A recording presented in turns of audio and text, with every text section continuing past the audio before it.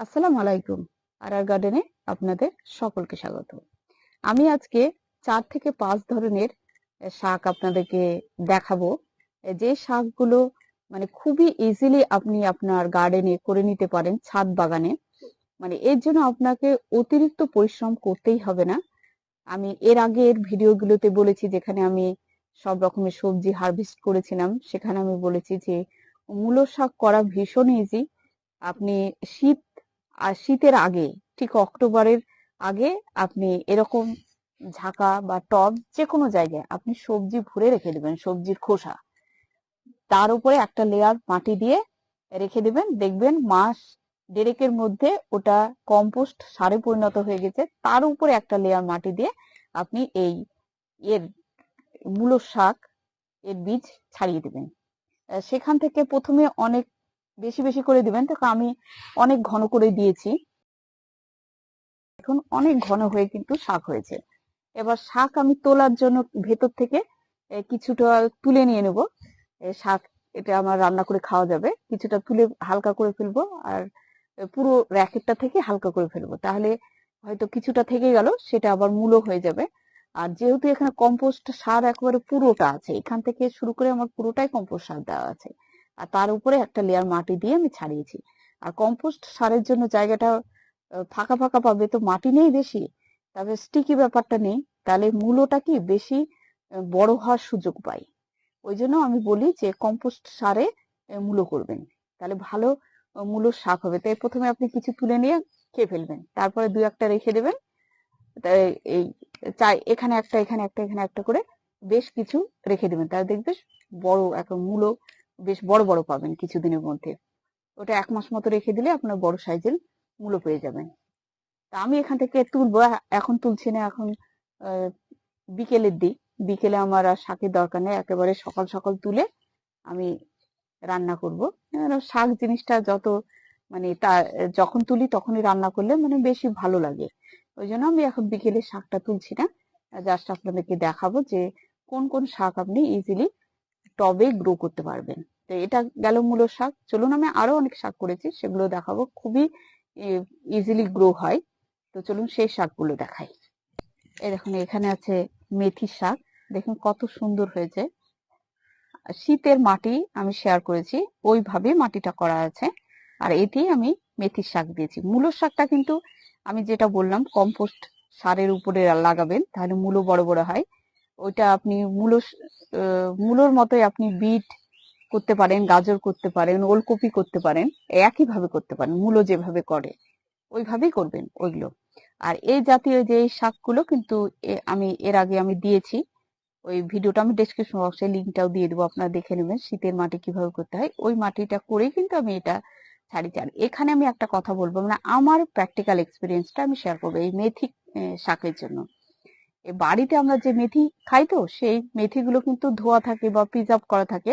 সেই মেথির বীজটা দিয়ে যদি আপনি এই এই মেথির শাক পেতে চান, যেতে ছড়ান, তাহলে কিন্তু ভালো মেথি আসবে না। আপনার প্রথমে বেরিয়ে যাবে, প্রচুর বেরোবে, শাক বেরিয়ে যাবে, কিন্তু পরে দেখবেন মারা যাচ্ছে। আর মেথি শাক লাগানোর নিয়ম হচ্ছে, যেমন মূলোর শাক আমি ঘন দিয়ে দিয়েছি, ওটা প্রচুর ছাড়িয়ে দিয়েছি, হয়ে গেছে। কিন্তু মেথির শাকটা কিন্তু তা নয়। আপনাকে এই মাটিটা করলেন, তারপরে কিন্তু যথেষ্ট গ্যাপে গ্যাপে দিতে হবে। দেখুন আমি কিন্তু গ্যাপে গ্যাপে দিয়েছি, একটার পরে একটা গ্যাপে, এভাবে গ্যাপে গ্যাপে লাগিয়েছি। আর একটু যদি গ্যাপটা না থাকে, তাহলে দুটো গাছ কিন্তু একে অপরের শিকড় নিয়ে থাকতে পারে না। ওদের কাছাকাছি ঘেঁষে গেলে কিন্তু গাছ মারা যায়। এটা আমি মানে আমার অভিজ্ঞতাতে আমি দেখেছি। আমি এরকম অন্যান্য শাক যেমন লাগাই, জাস্ট এইভাবে ছড়িয়ে দিই, যেটা ঘন ঘন হলে হয়তো কিছুটা তুলে নিয়েছি, ফাঁকা করে দিয়েছি, তারপরে আবার সেখান থেকে আবার হারভেস্ট করছি। কিন্তু এটার ক্ষেত্রে কিন্তু তা না, এটা ঘন লাগালেই কিন্তু গাছ মারা যাবে।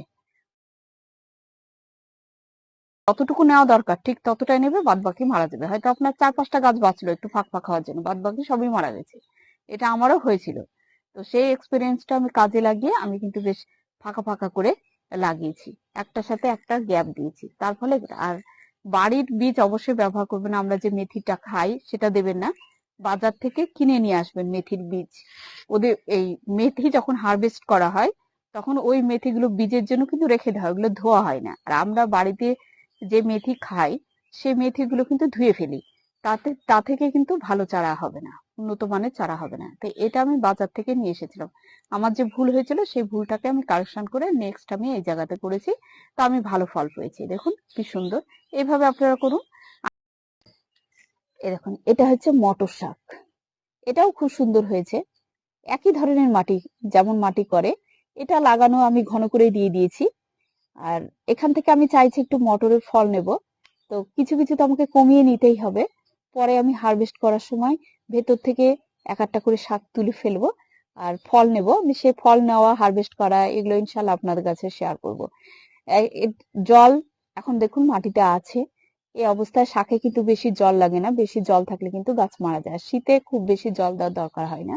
এই দুদিন বেশ বৃষ্টি হলো, তাতেই মাটিটা ভেজা ভেজা আছে। আমি এখন কিচ্ছু দেব না।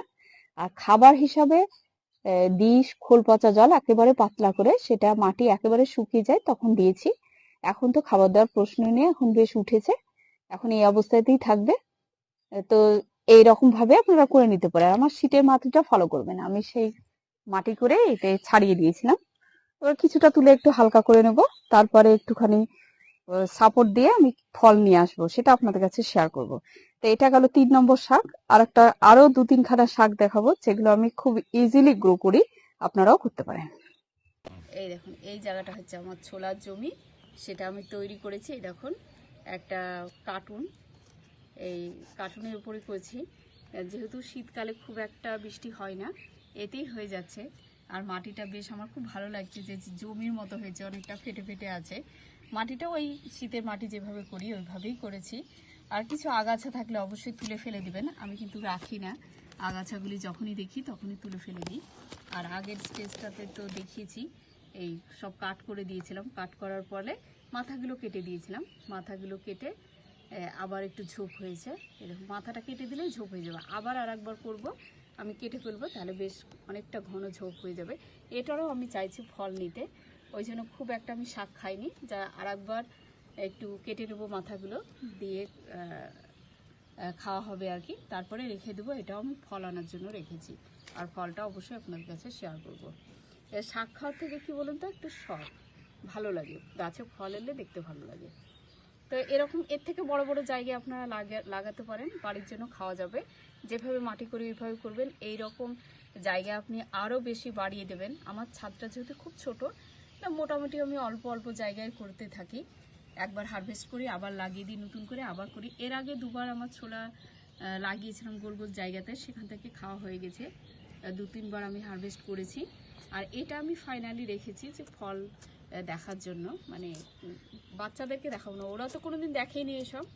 তো যা হোক, এবার ফল করবো আর ওদেরকে দেখাবো যে দেখ কি সুন্দর ফলও হয় এর মধ্যে। তো এটা ইচ্ছে আছে, তো এইভাবে আপনারাও করতে পারেন। তো চলুন আর একটা শাক দেখাই। এই দেখুন, এটা টক পালং। এটার জন্য আমি জায়গা স্পেশালি কি আমি দিই না। এর আগের ভিডিওতে হারভেস্টিংয়ের সময় আপনাদেরকে দেখিয়েছি। এটা একটা টবের মধ্যে ধনে চুকে দিয়ে দিয়েছি। এই ধনেগুলো আমি ফুল আনার চেষ্টা করছি, ফল নেব। তো এখানে একটা কলাবতী গাছ আছে, গাছটা ভীষণ উপকারী গাছ। এই গাছটা আমি 2টো কালারে লাগিয়েছি, এর আগে ভিডিও দিয়েছি, আপনারা দেখবেন।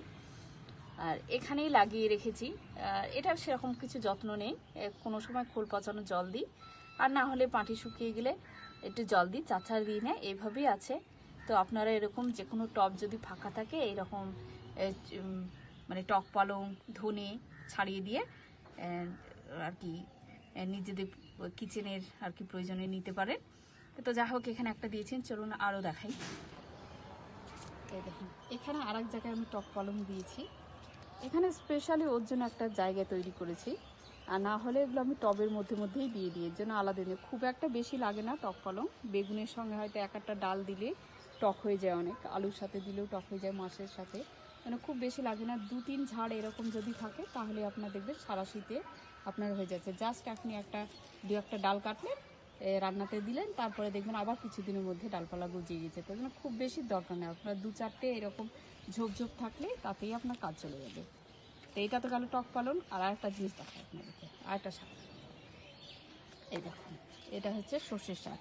এখান থেকে আমি সর্ষে খেয়েছি, এই দেখুন আরও হয়েছে। আর একটা অত্যাচার হচ্ছে পায়রাতে কী করে, সব খুঁটি খুঁটি খেয়ে নেয়। যে এটাও বেশ ঘন হয়েছিল, কিন্তু খুঁটে খুঁটে তুলে তুলে খেয়ে নিয়েছে। ওই জন্য আমি ভাবছি আর শাক খাবো না, আর ফুল নিয়ে আসবো। তো এটা বড় করতে দিয়েছি, এবার ফুল নেব। আর এই ফুল আমি এই কারণে আরও নিচ্ছি যে সর্ষের ফুল থাকলে কিন্তু বাগানে পলিনেশন ভালো হয়, আপনার পলিনেটাররা খুব আসে, তার জন্য ফুল নিচ্ছি। ফুলগুলো দেখতেও খুব সুন্দর, জাস্ট শোভার জন্য আমি ফুল নিচ্ছি, আর অন্য কোনো কাজ নেই। এটা আর শাক খাওয়া হয়ে গেছে, এখন আর শাক খাবো না। এখন এটাতেও তাই ফুল আসছে এখন। তো এই সর্ষের শাক, টক পালং, তারপরে এই জাতীয় যেসব শাকগুলো হয় সেগুলো খুবই ইজি হয়ে যায়। আমার মাটি তৈরি করাটা আছে, সেটা দেখবেন। আর এখানে আমি কিছু ধনেও দিয়েছি। আর এটা হচ্ছে বোথে, তো বোথের শাক দিয়ে দিয়েছি, এখন শুরু হয়েছে, ছোট ছোট গ্রো করছে। তো এটাও হয়ে যায়। এগুলো আপনি এইভাবে ছাদে এরকম ছোট ছোট জায়গায়, দেখুন এটা একটা গামলি, এরকম 3-4টে গামলিতে যদি আপনি এরকম বোতের শাক দেন, টক পালং দেন, ধনে, তারপরে সর্ষের শাক, মূলোর জন্য ডেপথ লাগবে আর একটু বেশি, তাহলে আপনার এনাফ, আপনি সারা শীত শাক খেতে পারবেন। একবার তুলে ফেলবেন, আবার দেবেন, এরকম করে আপনি সারা শীত খেতে পারবেন। আপনার এই ছোট্ট জায়গার মধ্যে কিন্তু আপনি অনেক শাক পেতে পারবেন, বিভিন্ন ধরনের। শুধু আমি এই কটা শাক দেখালাম, আরও অনেক শাক আছে যেগুলো আপনি এই ছোট ছোট গামলি জায়গার মধ্যে দিয়ে কিন্তু আপনি বাড়ির প্রয়োজনীয় আর কি শাক তুলে তুলে, অর্গানিক, একেবারে অর্গানিক। কী আর দিচ্ছি, কিচ্ছুই দিচ্ছি না, শুধু সর্ষের খোল পচানো জল, আর কিচ্ছুই দিই না।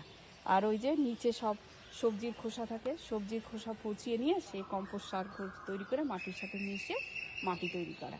এই 4-5টা বাড়িতেই ফেলে দেওয়া সব জিনিস দিয়ে নিজে মাটি তৈরি করুন, সর্ষের খোল পচানো জল দিয়ে এদের সেবা করুন, তাহলে দেখবেন আপনি বাড়িতে সুন্দর শাক সবজি সব কিছু পেয়ে যাচ্ছেন। তো যাই হোক, এই কটা শাক আমার দেখানো হয়ে গেল, এখানেই শেষ করছি। এইভাবেই আপনারা করতে থাকুন, সুস্থ থাকুন, ভালো থাকুন। পরবর্তী ভিডিওতে আবার আপনাদের সাথে দেখা হয়ে যাবে ইনশাআল্লাহ।